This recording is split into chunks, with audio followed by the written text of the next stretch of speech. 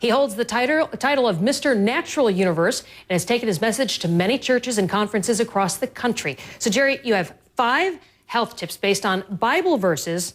And I was looking at your 5 tips yesterday, and my third grader goes to a Catholic girls' school, and she was very concerned when I read the part and it said, you don't eat fat. And she said, oh my goodness, am I not doing the right thing by the Bible if I'm eating fat? As she was like digging into a rib. Right. It's important to not eat fat. Leviticus chapter 3, verse 17 says, this is the lasting ordinance for the generation to come. No matter where you live, don't eat any fat or any blood. You see, the fat is causing a lot of problems. We need to cut back on that. Here's how you reduce your fat intake. Remove the skin and fat from meats before eating. Unbelievable eating. But listen to this.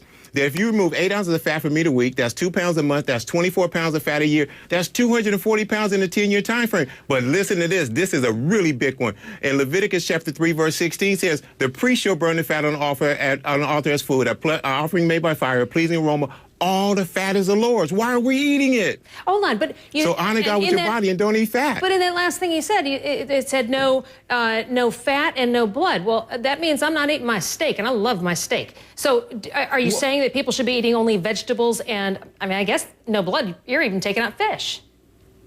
Well, there's another point is that we should be eating seed-bearing foods. Genesis chapter 1, verse 29 says, I give you every seed-bearing plant on the face of the whole earth and every tree that has fruit with seed in it. See, what we're doing, we're eating too much of man food and not enough God food, so we need to change that around. That's why we have the major problem that we have in this country. It's very important. And you know what? Exodus chapter 16, verse 12, it tells you that at twilight, he'll give you manna during the day. At twilight, he'll give you quail, and during the day, he'll give you manna. So we should have our fruit, vegetables, and grains during the day, and then our proteins at night. That's how we do it. The one who created the body created the diet too. How Follow successful? it and watch the results. When you have people follow this, how successful are they? Because you hear about a lot of people who go on diets, and the second they stop doing it, boom, they're fat again.